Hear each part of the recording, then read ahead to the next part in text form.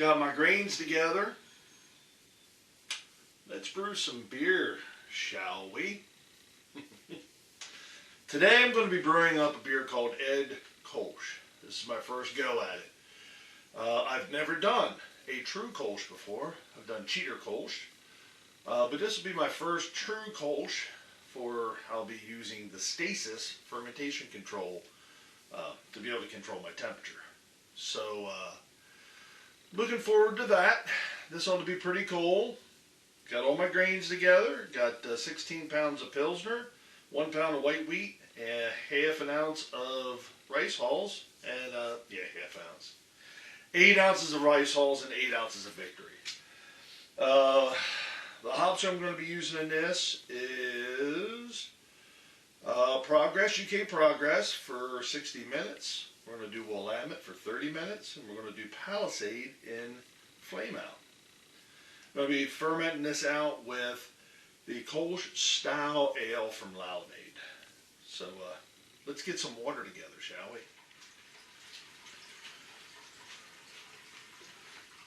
So what I'm doing right now is setting up my HLT for my sparge water and for my controlling the heat.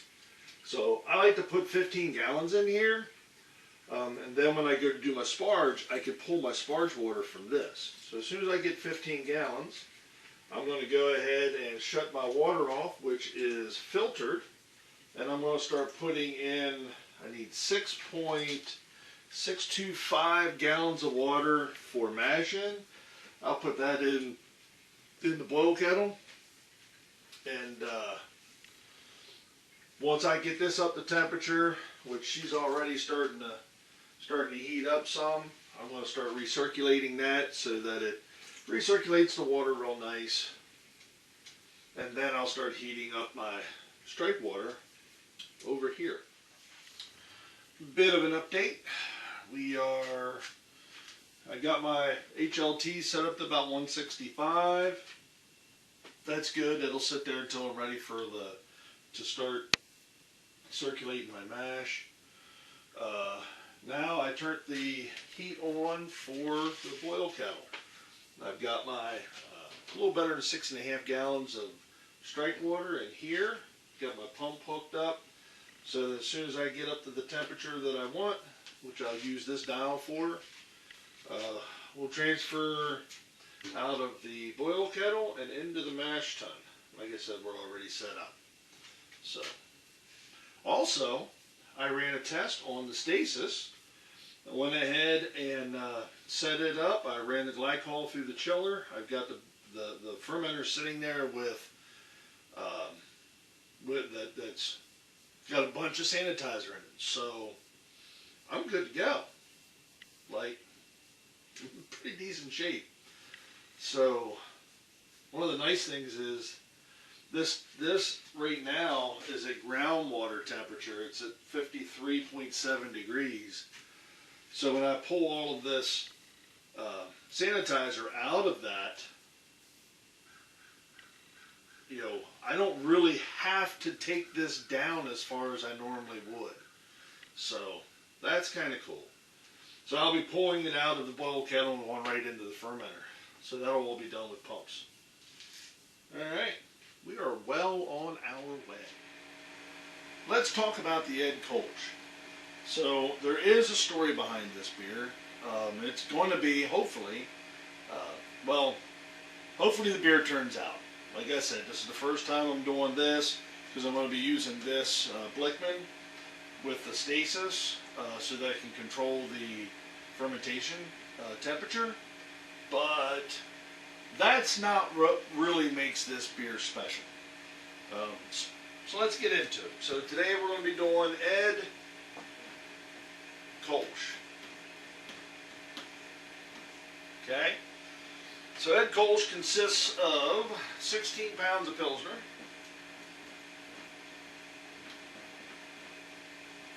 it is a half pound of Victory, it's 1 pound of white wheat,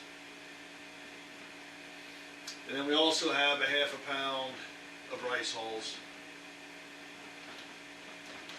for in the mash. Okay? The hops in this are UK Progress, 1 ounce for 60 minutes. Then we go into Willamette,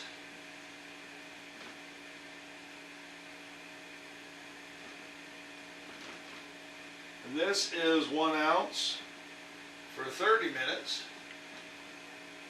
And then we have 2 ounces of Palisade, P-A-L-L, 1L. Let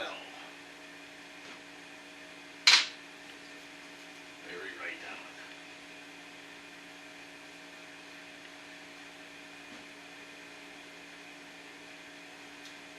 There we go.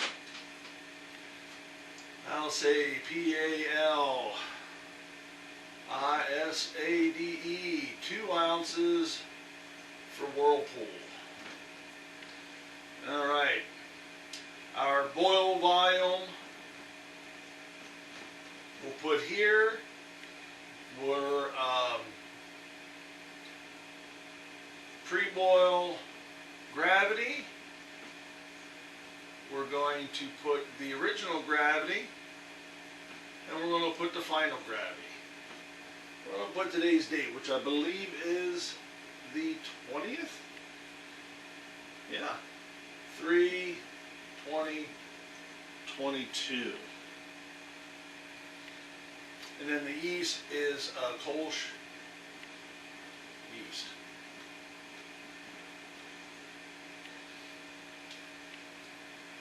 Boom, boom, percent, ABV. There we go. So there are our particulars for this beer.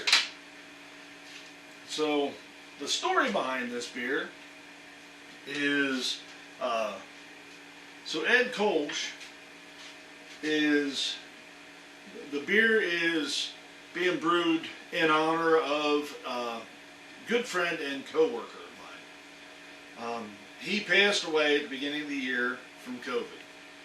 We shared an office together. I worked with him for 3 years, a little better than 3 years, not much past 3 years. I looked at him as not only a friend, but I looked at him as a mentor. Worked with his work. I continue to work with his daughter. She's a wonderful person. Ed was he was one of a kind. He definitely was. So I felt it was fitting to do like a German style Kolsch and do it in his honor. And I'm doing it as a double batch because one batch will definitely be here, and then I'm going to can up a bunch of the other ones, and I'm going to share with my other co-workers that will, they'll understand. So that's the story behind Ed Kolsch. Let's keep our fingers crossed that that the beer turns out as special as the man was. So let's get back into the brew day, shall we? As I've said before, I underlay. So there's no reason why I can't go ahead and put my crushed grains in the mash tun well. Right now my water temperature is up to 75 degrees. I like to put a rag over top of the mash tun here so I don't get grains all over the ring, because it's an old kegel, and in goes the grains.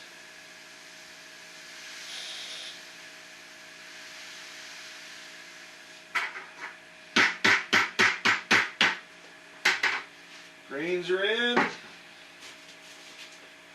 me throw in my rice hulls. And then that way I can go ahead and hook my float up a while.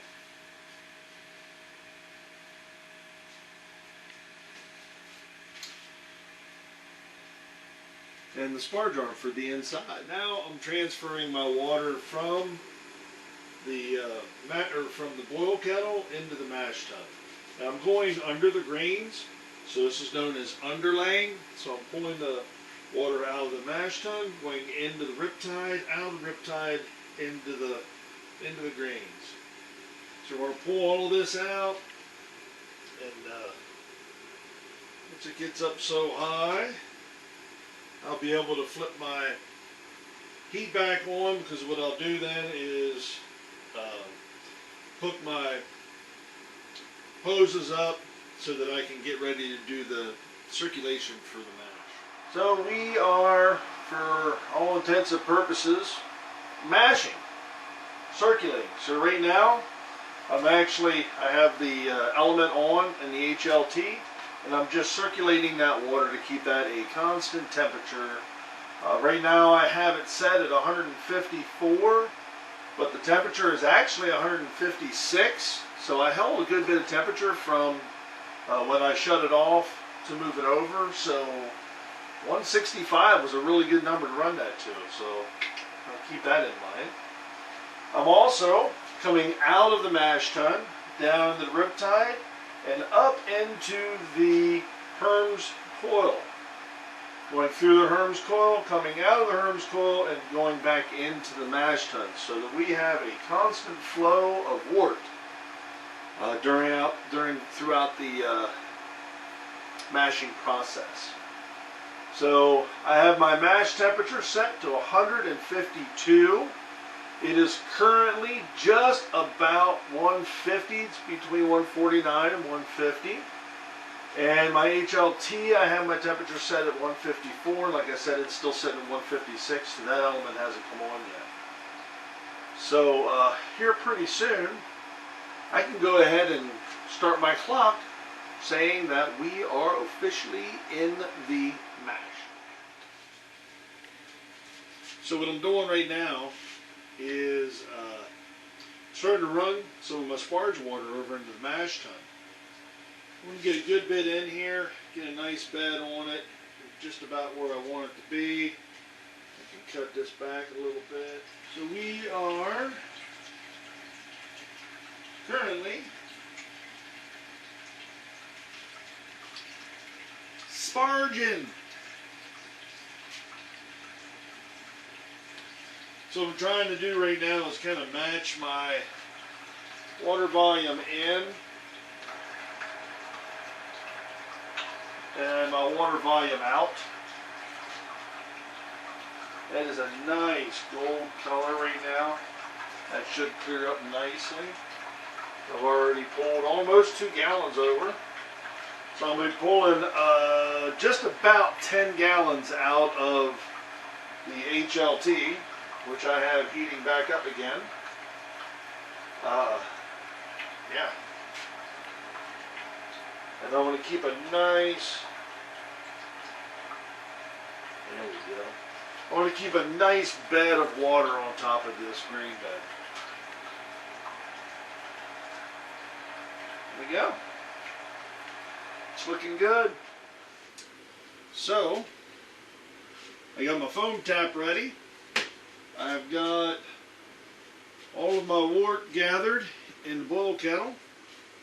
I've already cleaned out my Herms coil, and I've already got my line set up for when I whirlpool. So I'll whirlpool through the riptide pump in the bottom. We'll get her going that way. That's what we'll be doing.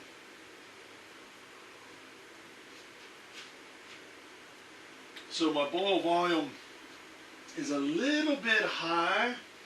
I have about 13 3/4, we'll say.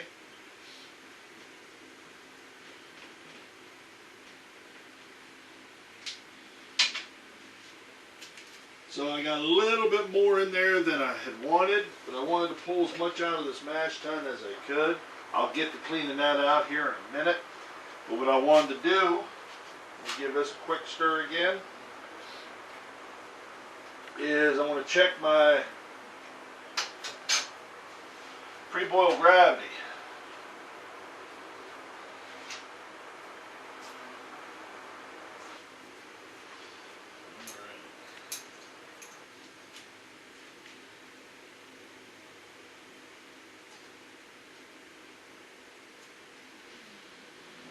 So see where we're at here, shall we? 10:37, about 10:38, which I think is spot on what I wanted. I'm at 10:38 right now. I'm going to boil this down good ways, and we should be. I mean, our target's 10:47, so we're going to get those 10 points. We are going to get those 10 points. No problemo. Alright, clean this guy off.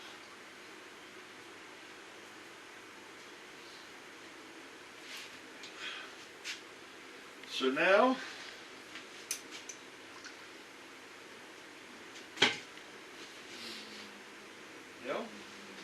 now we wait for the boil to start. And I'm going to go ahead and start cleaning out the mash tun a while.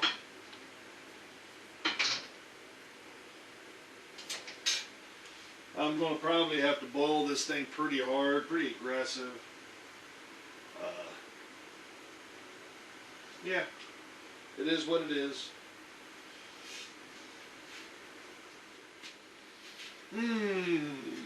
Yummy!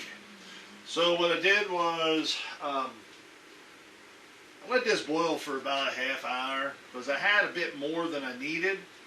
So I wanted to get it down to 13 gallons before I started throwing the hops in. So we got down to 13 gallons. Took me about a half hour. And the first ounce of hops, UK Progress. Boom. They are in the kettle. So one thing I do not particularly care for on my screen is a little bit on the tight side. I kind of wish this thing was just a little bit more open on the screen, because I don't really get a boil inside that screen, so I don't know exactly how efficient I am with my hops. With that said, the supercharger has a lot of hop presence in it. This is good beer. It's tasty.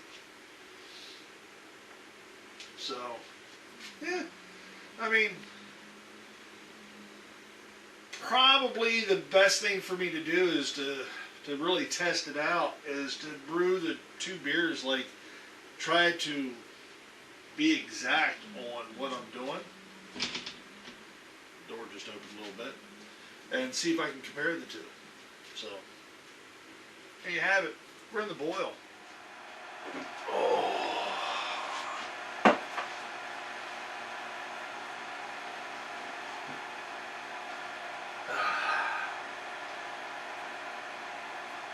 One of the things that I really like about this brew setup is it's doing its thing. I'm just hanging out having a beer.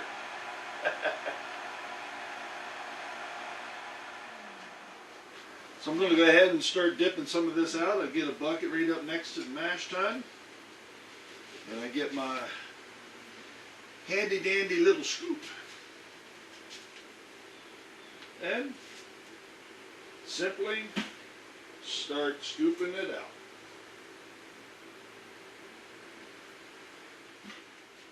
Now I could go ahead and muscle this thing around and carry it down, but why? When I could just scoop it out into a bucket with a handle, take it down to the woods, and set out for the squirrels and the deer, and where the antelope play. So this is the less glamorous part of brewing. That, and I've got I don't have a hood in here yet, or a means to take care of this, the steam. So I've got to open a window and a fan, and open a window over here and work the steam out that way. So I want to empty this mash tun. Alright, so here's where we're at. I'm in fermenter. Went through all my hop additions and all that jazz. I went into fermenter. I'm at 63 degrees.